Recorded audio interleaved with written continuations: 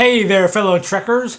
If you've been daydreaming about strolling through the charming lanes of Paris, or indulging in tapas in Barcelona, or immersing yourself in the captivating history of Rome, you're in for a bit of a change when it comes to European travel. Now get ready, because starting in 2024, the European Union is rolling out the European Travel Information and Authorization System, also known as ETIAS, which isn't really any better, doesn't really roll off the tongue.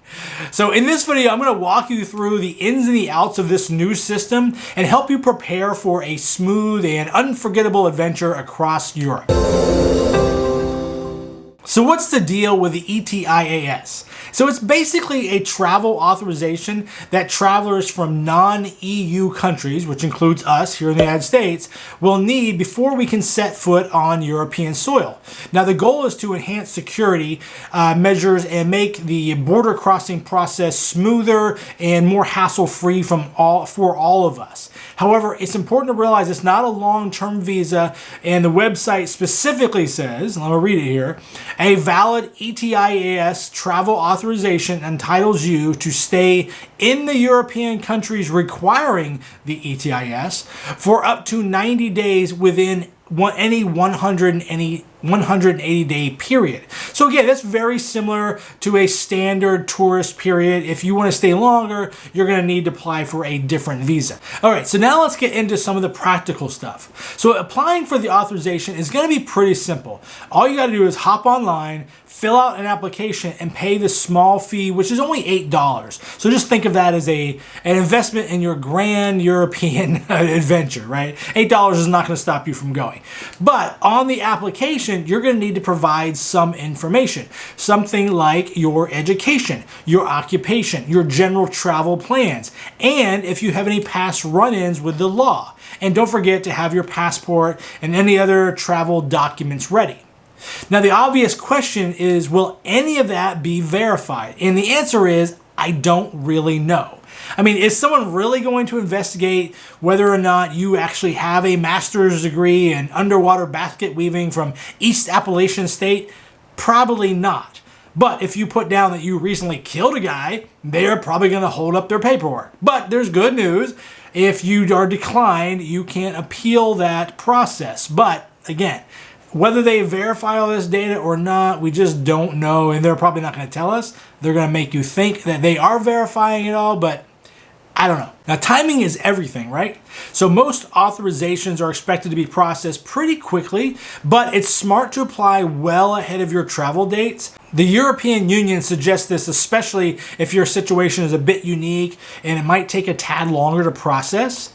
You're usually going to get a response within 4 days, but sometimes they say it's going to take up to 14 or 30 days depending on the circumstances. So again, you want to build that into your just general travel plans. You don't want to be doing this 3 or 4 days before you fly out. I would give it a good month or two ahead of time just to make sure that everything gets cleared before it's time to jump on that plane. But once you get that golden ETIAS approval, you're in for a treat. This authorization is going to be your ticket to exploring 30 amazing European countries. So think Spain, Germany, France, Greece, you name it. The possibilities are endless and the adventure is calling. All you have to do is fill out this very simple application. So another question you might have is this really happening by 2024? Well, there's a bit of uncertainty in the air. Some experts think that the launch might face some delays due to infrastructure challenges, particularly when it comes to collecting facial recognition and fingerprint data at different entry points. They haven't quite got all of that worked out yet. So if you in fact go to the website, which is in the description below, you'll see that it currently says the ETIAS is currently not in operation and no applications are collected at this point. So recognize you're going to have to fill out the application at some point. You just can't do it right now. So keep that website handy and check back as your vacation gets closer. So change is the only constant, and that's especially true in the world of travel. So even though the ETIAS may be new and different, remember that regulations evolve for pretty good reasons. And who knows, the United States is actually considering implementing something very similar to this. We're gonna have to watch out for it, keep an eye on it. But I wouldn't be surprised if that does happen in the future.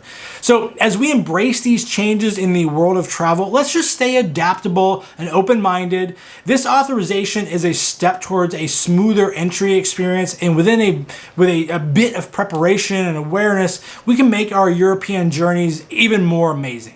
Now, if you're interested in other destinations where you may want to even settle down, why not check out this list right here of the best countries to move to from the US? And if you're looking for countries where your Social Security dollars will go a lot further, then check out this video right here. I think you're going to get a lot out of both of those. So, until we talk again, keep on trekking.